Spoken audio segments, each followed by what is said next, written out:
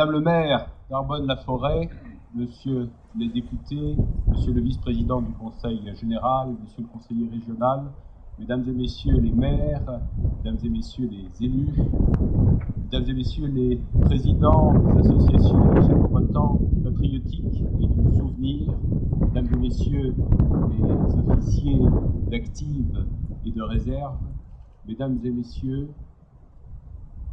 membres des familles des victimes aujourd'hui, Mesdames, Mesdemoiselles et Messieurs. En mai 1940, une force mécanique supérieure perce la défense française, paralysée par l'inanité de notre commandement. La Wehrmacht établit, à partir de juin 1940, une nuit sur la France et presque sur l'Europe tout entière, une nuit glaciale, une nuit noire, une nuit que Hitler avait promise éternelle et pour 1000 ans.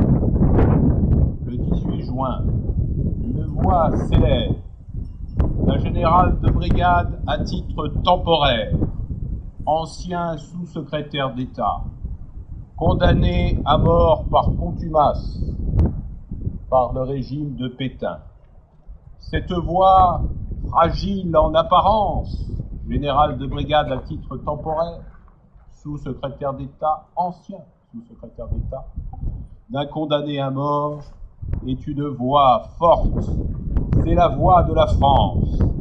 C'est la première lumière dans cette nuit qui se prolonge et qui conduit des millions et des millions de victimes, hommes, femmes, enfants, torturés, fusillés, humiliés, déportés, amaigris, mourant à la corvée, mourant de faim, mourant sous les coups et sous les balles de l'ennemi implacable.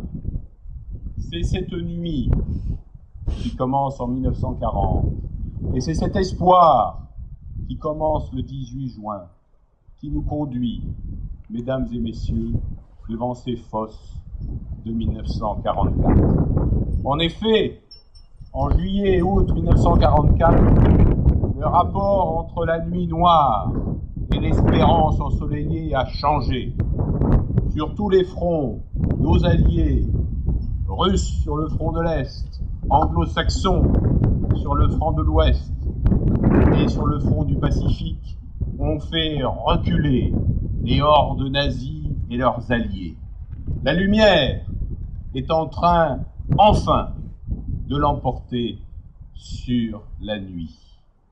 Mais la nuit continue à essayer d'étendre son empire et de nous voler encore des vies françaises.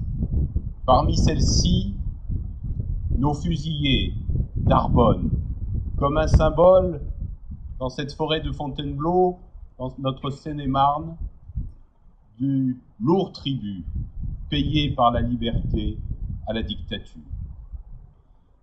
La résistance, en effet, à partir du débarquement du 6 juin 1944, poursuit cette œuvre qu'elle a entreprise dès 1940, renforcée de plus en plus à la fois à l'extérieur et à l'intérieur. Le général Eisenhower avait l'habitude de dire que nos résistants de l'intérieur équivalaient à 12 divisions régulières. Sur les arrières de l'ennemi allemand, elles contribuent à déstabiliser le dispositif, à empêcher les divisions de se ruer pour combler les poches de nos alliés en Normandie.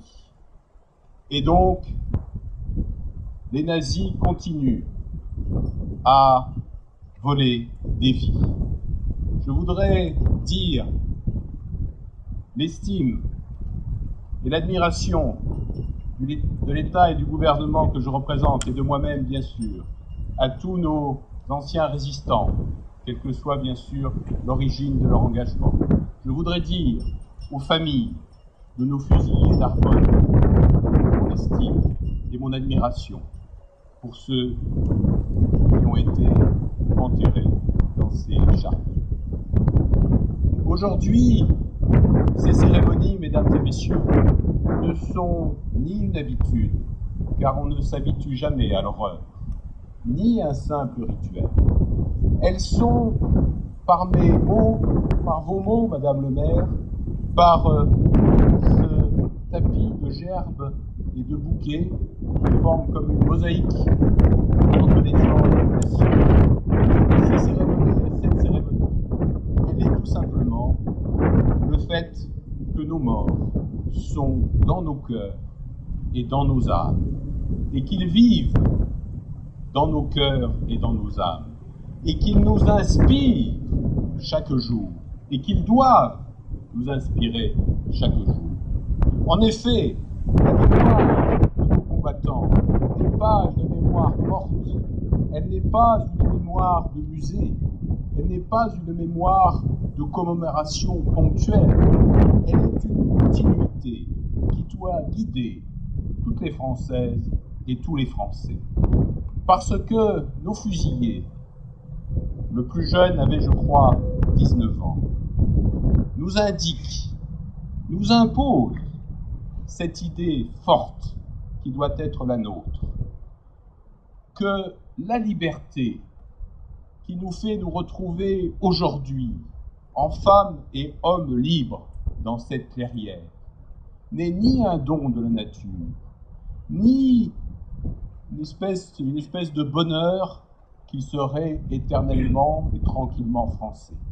Mais cette liberté, messieurs, notre liberté, ma liberté d'homme et de préfet libre, vos libertés, c'est une construction, la longue chaîne de la construction de toutes celles et de tous ceux qui sont morts pour la France, parce qu'il n'y a pas de liberté individuelle et il n'y a pas de bonheur philosophiquement possible individuel sans une nation libre. Notre liberté se nourrit de la liberté française. C'est pour cela, mesdames et messieurs, et je sais bien évidemment que vous partagez ce sentiment, que l'amour de la France, pour que nos fusillés restent dans nos cœurs et qu'ils soient fiers de nos cœurs, comme nous sommes fiers de leur exemple, pour que ces fusillés montrent bien que notre liberté s'inscrit et prend toute sa dimension dans cette conscience de cette chaîne qui a construit la liberté de la France, et que donc l'amour de la nation, l'amour passionné de la France, eh bien c'est le plus bel hommage et la plus belle fidélité, beau mot cher aux résistants, que nous leur devons. Qu'ils soient, comme j'ai l'habitude de le dire, camarades ou compagnons, qu'ils aient cru au ciel ou qu'ils n'y aient pas cru, ils croyaient qu'il n'y avait pas de France possible sans France libre. Honneur à nos fusillés, honneur à nos résistants, honneur à la résistance française et à la France libre. Honneur et patrie. Vive la République, vive la France!